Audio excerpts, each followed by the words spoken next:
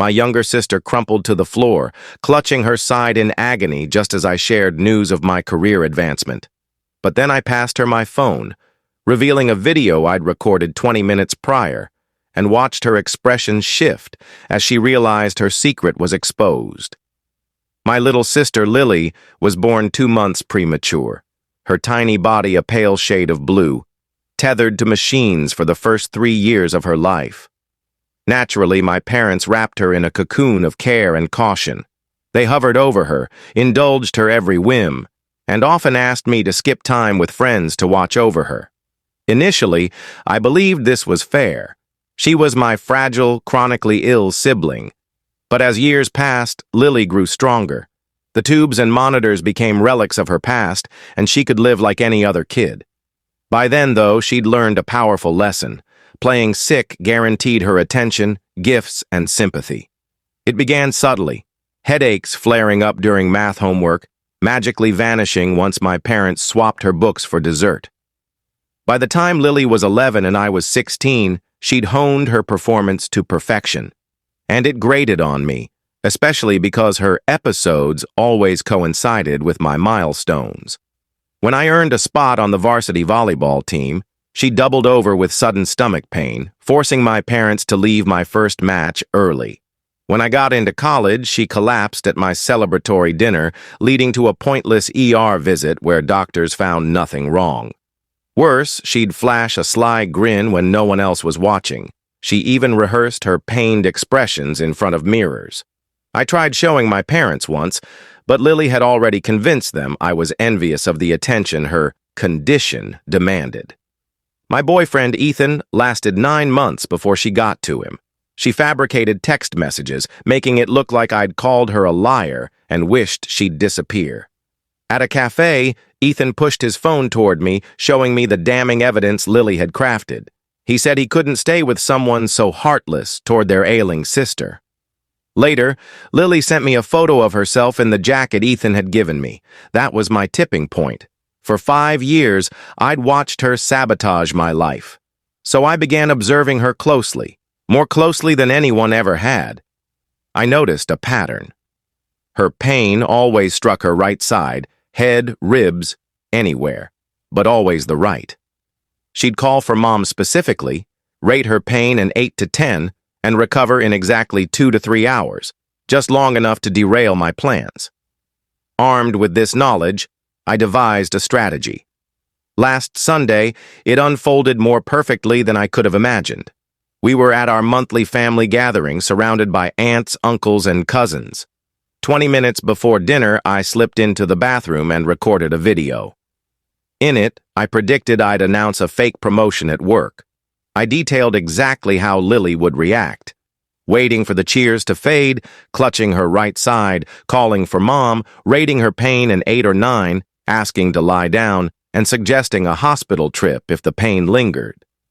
At dinner, I stood, tapped my glass, and announced a fabricated promotion with a hefty raise. The room erupted in cheers, uncles slapping my shoulder, cousins embracing me, Mom beaming with pride. The applause rang through the dining room, mixed with laughter and teasing about me finally paying my own way. Uncle Miguel joked about me becoming the family's wealthy niece, while Grandma mused aloud about me covering her prescriptions. I kept a smile plastered on my face, but my gaze was locked on Lily. She sat at the far end of the table between Cousin Lucas and Aunt Clara, idly pushing peas around her plate. For a fleeting moment, she seemed almost happy for me. Almost. But I knew her too well. I caught the subtle shift in her demeanor, a slight squint, a tightening of her posture. She scanned the table, noting how everyone's focus was on me, how my moment shone brightly. And then it began. She stopped eating, letting her fork clatter softly against her plate, drawing a few nearby glances. Aunt Clara asked if she was all right, but Lily just shook her head with a practiced, brave smile, the kind she used to seem heroic despite her suffering. I kept chatting with Uncle Javier about my new role, spinning tales of responsibilities and bonuses that didn't exist. But I was counting down in my head. 3, 2, 1. Right on cue, Lily's hand drifted to her right side. Her first groan was barely audible, blending with the hum of conversation. But she knew how to pitch her voice to sound like she was hiding pain. Lucas, sitting next to her, paused his story about his new car. "Lily, you okay?" he asked, leaning closer.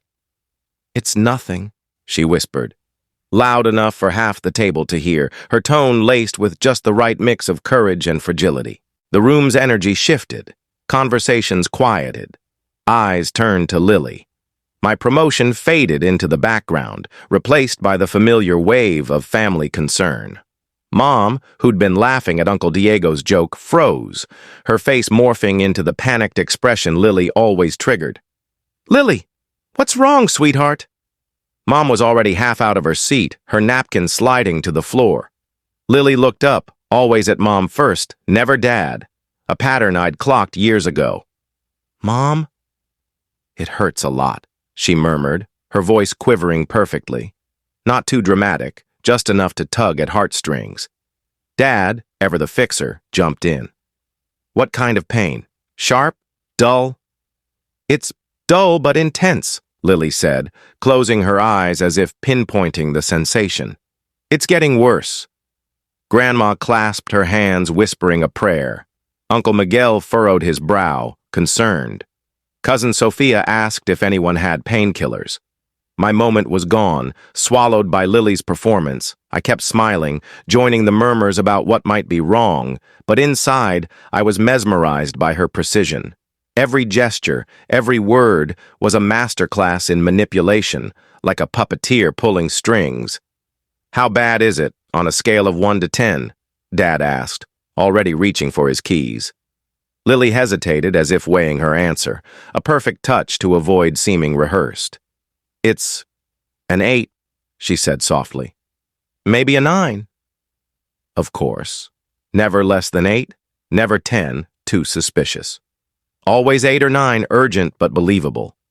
The family rallied around her. Aunt Clara recounted her gallstone scare. Grandma suggested it might be appendicitis. My promotion was ancient history within minutes. Lily slumped further in her chair, both hands now clutching her right side, amplifying her distress. "Mom, I think I need to lie down," she whispered, loud enough for all to hear. Then came the moment that always made my blood boil. She glanced at me just for a second when she thought no one was watching and smirked. A tiny, triumphant smirk like she'd just won a prize. "Maybe we should get her to the hospital," Mom said, fully standing now. "Sarah, can you drive? I'm too shaken." That was when something inside me clicked. Not rage, but a cold, calculated resolve. Everyone rose, ready to turn my night of triumph into another ER vigil. But instead of grabbing my keys, I reached for my phone. "Hold on," I said, my voice steadier than I felt. "Before we rush off, you all need to see something." Lily's eyes locked on mine, and for the first time, I saw a flicker of unease, maybe even fear. But she was too deep in her act to back out. "Sarah, this isn't the time," she said, her voice still frail. "I'm in real pain."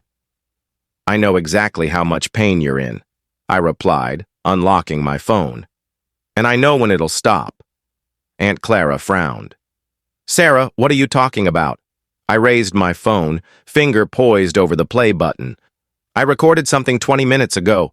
You're going to want to see it." Lily froze, her hand still pressed to her right side. Her pained expression wavered, betraying a hint of panic. "What's this about?" Mom asked, torn between worry for Lily and curiosity about my actions. I met Lily's gaze, watching her realize the trap was closing. "A video that explains everything," I said, and hit play. My voice rang out from the speaker, clear and deliberate. "It's 6:40 p.m. on Sunday. In 20 minutes, I'll announce a fake promotion at dinner.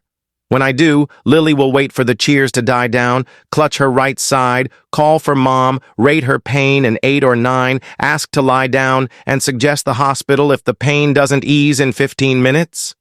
The room fell silent, the only sound the ticking of the wall clock. Every eye turned to Lily, who sat rigid, her hand still on her side like it was glued there. She always grabs her right side, my recorded voice continued. Headache, stomach, whatever, always right. She calls for Mom first, and she recovers in 2 to 3 hours, just enough time to ruin my moment. Grandma broke the silence. Lily, is this true? Lily tried to rally, but panic glinted in her eyes. I don't know what Sarah's talking about, she stammered, clinging to her frail tone. I'm really hurting. I'm not done, I said, pausing the video. That was just the start. I opened another folder on my phone, a dossier I'd built over months. Want to see what happened at my high school graduation? Sarah, stop, Lily whispered, her voice losing its delicate edge, turning sharp.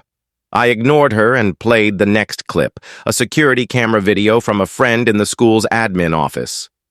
It showed Lily in a quiet hallway before the ceremony, alone, practicing pained expressions in a window's reflection, testing grimaces and frowns. My God, Aunt Clara gasped, hand over her mouth. There's more, I said, moving to the next file. Remember when Ethan dumped me because I was cruel to my sick sister? Lily paled. Sarah, don't. Here are the messages she sent him, pretending to be me, I said, showing screenshots I'd recovered from her phone's backup, thanks to a tech-savvy friend. Look at the timestamps. She waited until I was out, used my laptop, and faked accounts to send these. They're cruel. Saying things about Lily I'd never say, written in my voice with details only she'd know. Dad took my phone, his hands shaking as he read. His face darkened.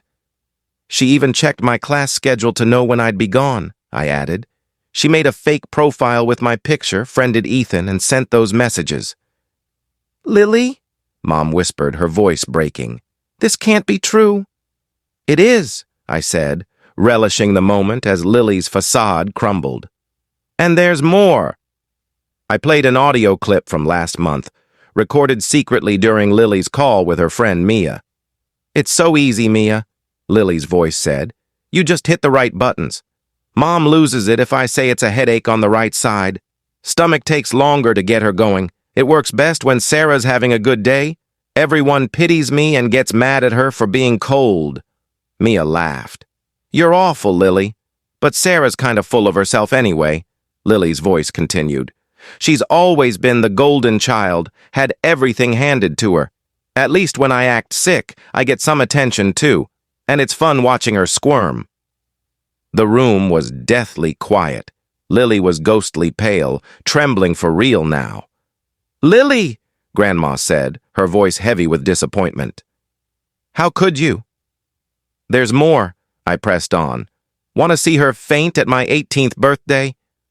Lily tried to stand, but Uncle Miguel gently held her shoulders. Sit, Lily. You need to hear this. The video showed Lily in the backyard, behind the patio furniture, practicing feints on the grass, testing angles for maximum drama and minimum risk. My voiceover explained she tried falling sideways, forward, backward. She picked sideways, softer grass. Cousin Sophia let out a shocked laugh. Lily, this is twisted. Not twisted, I corrected. Calculated. She's turned lying into a science. Lily erupted. Fine, I faked it. A few times, okay? But you don't get it. Her tears were real now, raw and angry. Do you know what it's like being perfect Sarah's sister? Sarah, the star? Sarah, the saint? Always in your shadow? So you wrecked my life, I said icily. Ruined my moments, broke my relationships, made everyone think I'm heartless. Because you had everything, Lily screamed, her act fully abandoned. I was just the kid who almost didn't make it. The only time anyone cared was when I was sick. But you weren't sick, Dad said, his voice low with betrayal. You lied for years and hurt your sister in the process. You hurt us all, Mom added, tears streaming down her face. Lily, how could you be so selfish? Selfish? Lily's laugh was bitter. Selfish as growing up watching Sarah get praised for existing while I had to nearly die to be noticed. You haven't been dying for years, I snapped. You've been scheming, lying, manipulating. Because it worked, she yelled. It was the only thing that worked. Uncle Miguel stood. I need to go, he said, visibly shaken. No, I said firmly. Stay, all of you. There's one more thing. Lily's eyes widened in terror. Sarah, no, please, not the money. What money? Mom demanded. Lily stayed silent, but her face was a confession. The money you gave her for medication, I said. The expensive drugs she said insurance wouldn't cover. Dad's face turned to stone. Lily, tell me you didn't. She spent it on clothes, jewelry, nights out, I said. I have her bank records, Instagram posts of her purchases, over $3,000 in 6 months. 3,000? Grandma echoed, stunned. On anything but medicine, I said, because she was never sick. Lily sobbed, but no one moved to console her. An invisible wall had formed around her. 15 years, Mom whispered. 15 years of worry, canceled plans, sleepless nights. And I lost 15 years, I added. Blamed for not caring enough about my sick sister, watching my moments get stolen. Lily looked up, tears streaking her face. Sarah, I'm sorry. Now you're sorry, I said. Now that you're exposed. Aunt Clara stood, shaking her head. Lily, this is unforgivable. There's one last thing, I said, pulling a chair to face Lily. The final piece. Lily's eyes were red, defeated. Sarah, please. They know enough. Not everything, I replied, grabbing my phone. They don't know about Ryan. The name hit like a thunderbolt. Lily went ashen. Ryan, your ex? Mom asked, confused. You broke up because he moved to Seattle. No, I said, staring at Lily. We broke up because my sister flirted with him and he fell for it. Lily shook her head, trembling. Sarah, don't. Show them, I said coldly. Show the messages, the photos you sent him. What photos? Dad's voice was dangerous now. Lily learned Ryan was going to propose, I said. He'd told me he was saving for a ring. She couldn't let that happen, could she? I showed screenshots from Ryan's phone, obtained before our breakup. Provocative messages, suggestive photos, texts confessing her longtime crush on him. Aunt Clara gasped. Lily, that's despicable. And it worked, I said. She told him I wasn't serious, that I was using him. They met secretly when she claimed she had doctor's appointments.